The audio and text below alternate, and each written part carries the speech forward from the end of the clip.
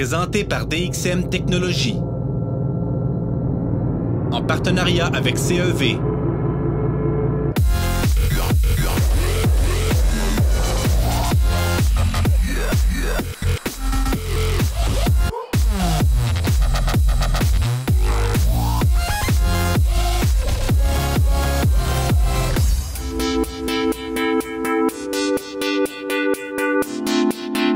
On est au booth d'EditShare et on est avec Matt. Il va nous parler de Flow Story. Donc, Flow Story, c'est un nouveau module dans l'univers EditShare qui nous permet de faire des prémontages et qui donne accès aux médias et aux outils de montage à des personnes qui sont soit on-site ou à l'extérieur via un accès web. So, Matt, new thing in the EditShare universe, Flow Story. So it's like based on Flow, based on other tool you had, you've put them together and that's the result. So what actually is Flow Story? So Flow Story is basically it's a Flow client, but it's a remote collaborative editor. So we get asked at EditShare a lot about adding more editing features to our Airflow and Flow Browse clients. And one of the things one of the other products we've got under EditShare is called Lightworks, which is our fully fledged NLE. It's got 25 years of history. So we've got all that functionality extra functionality that people ask for in Airflow and Flow Browse, like voiceover, trimming, effects, for example. And we've taken the underlying engine of Lightworks and produced a new Flow product called Flow Story, which is what you see here today. So it's based on 25 years of editing video, but taking reimagined it, if you like, and just producing something that's a little bit more simple, a little bit more intuitive, and a little bit more easy for people to pick up quickly. So it's a very different layout and look to the main application. And as I say, it's not a Lightworks application, it's a Flow application. So it's a remote editing. Can you explain in a second what is Flow? Flow is our media asset management. Is a way of managing all your media that's on our EditShare servers. So you can browse and log media, you can create simple sequences like straight cuts, but you can't add things like voiceover or effects or... So before you had the straight cut function and people got like hooked on that, said, oh, we could do more, right? We need more, exactly. So hence why Flow Story is here. So as you look at the interface here, this is all of our projects that exist on our server, on our remote server, and so I'm working remotely, but all this information is dialed into the server. So here I've got all my projects, which are Flow projects.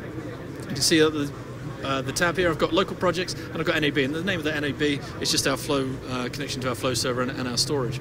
So I can create a project, I can call that Matt Interview. So you can see here's layout, it's a fixed layout UI with a left to right topology here. So we've got a log tab, the edit tab and the effects tab. So the log tab, what I want to do here is I want to get media in. So I want to browse for media that's on my my central storage. So I'm just going to do a search for some clips here, and it will bring up all my surfing media that's available here. So these are files that are available on the server. So as I'm clicking on that and scrubbing these files, it's streaming the proxy file from the server locally to this machine. So I'm streaming. So all I want to do is I want to select multiple clips, and I want to import those. You can see they've actually been, it's just created a small reference file locally on this system, which is allowing me to stream the media from the server. So from here, I can log clips, I can actually just scrub through, I can actually set in and out markers, I can create subclips. See the subclip's been created there, or I can add markers and I can just call that surf, and I can give that a color, which is yellow. And what's nice about this is this project that I've created here locally well, not locally, that I've created on this machine, has been created on the server. So as we go over to Airflow just here, you can see that if I find my Matt Interview project, which is this one here, and click on the find media, etc. There's all the clips that I imported that are in this project. There's the subclip I just created, and if I double click and load this clip, see the marker here, that's the one I just created. So if I want to make any... Cool. So it's their dynamics there. Exactly, so I could be creating a project, putting a sequence together here and marking it, or even logging and marking up clips, and somebody else could be reviewing that information. Available from everybody that will have access to this clip? Correct. Okay. Correct. So in fact, if I change it here, just call that surfing call that surfing rather than surf. Yeah. You can see as I've changed it there, it's actually updated there as well. So we're sharing all they're all talking to one another. So it's real time across this system, which can be like local in facility or remote. Correct. Yeah. Correct. So what I'm going to do now is I'm just going to throw a quick sequence together. I'm just going to use the clips that I've created here.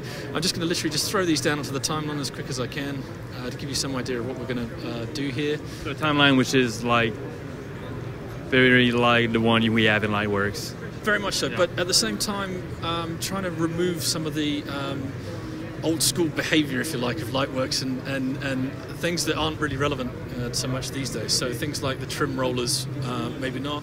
So as you can see, if I left, you can see as I mouse over a cut point, it's going to tell me which kind of trim I want to do. And as I left click and hold, you can see I'm just literally just trimming, no trim rollers there. Seeing the trim view go in. So it's very mouse driven, WYSIWYG, so and intuitive. So. Exactly. So the idea behind it is to try and be a lot more visual and a lot more intuitive for people. So you could put this in front of a logger or a producer of somebody who could actually put together a very rough cut of something and then be able to export it for somebody back at base to be onlining it back at base. So I'm just going to do another trim here to shorten that up. I'm just going to close that. And what I'm going to do there is if I just right click on the cut point, I can add a transition. It's going to be a second long and it's a dissolve there, so you can see that's all in real time. Now what I'm going to do here is I'm not going to render that dissolve. I want that to stay put so that when the edit goes back into the database and somebody opens it up to in Premiere or Avid Media Composer, they can see that dissolve. So similarly as well, you can see some of the audio is pretty hot here, so all I get to do is just literally just click and drag down to change those audio levels. You can see this bit here is particularly high. Just to give you something, what I can actually do is I can actually put in another keyframe here and I can actually just mute those levels down.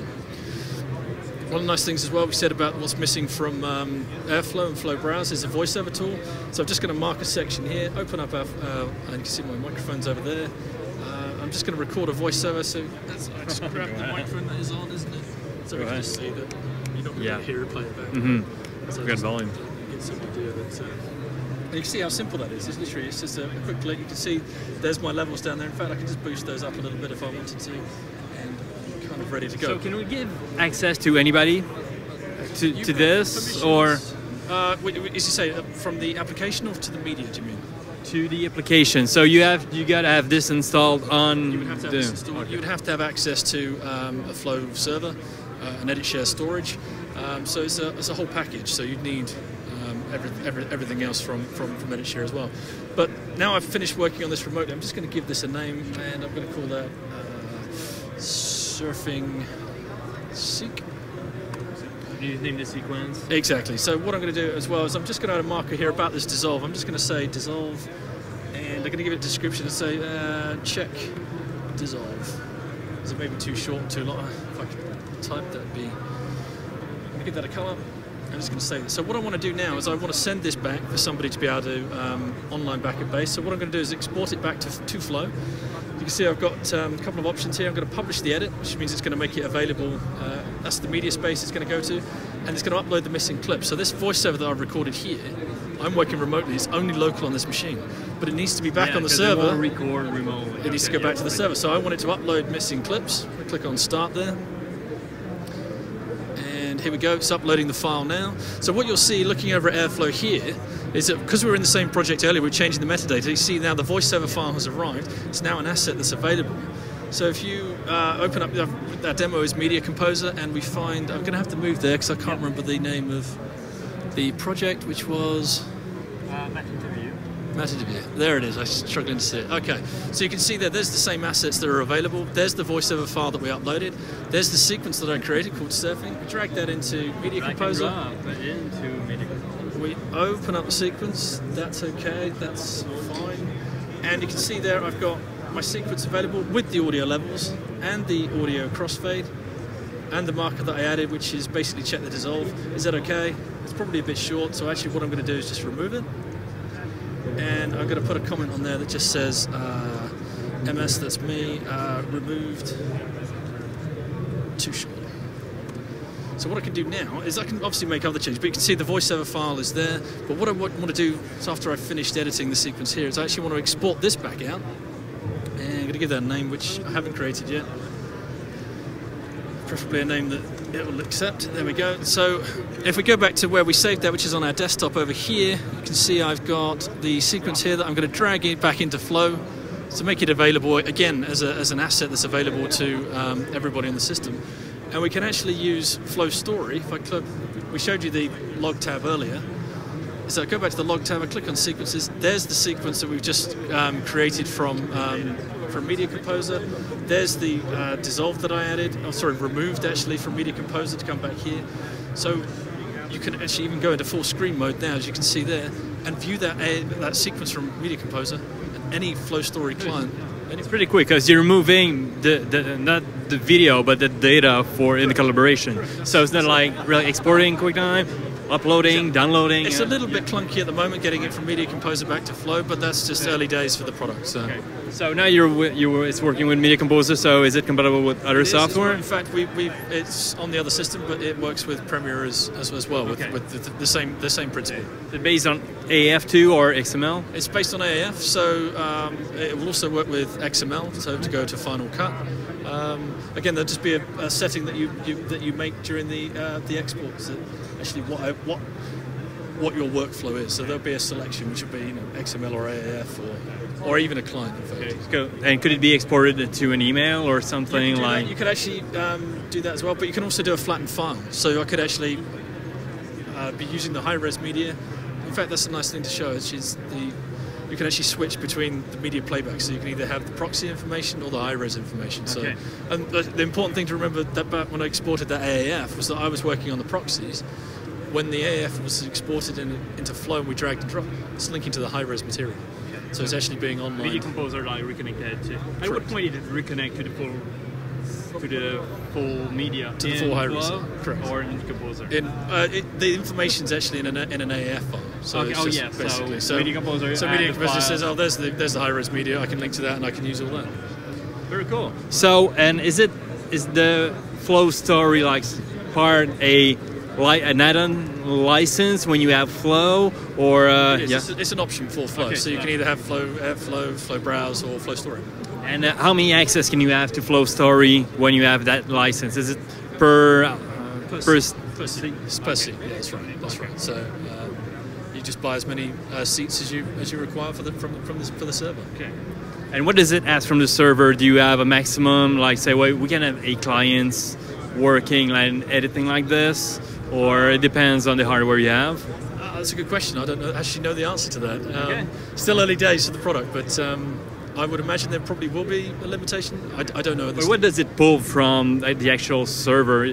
The media? It's streaming the proxy information, which not only is it streaming, but you can choose to download it as well. So the nice example of this is I may be connected to download the proxy information.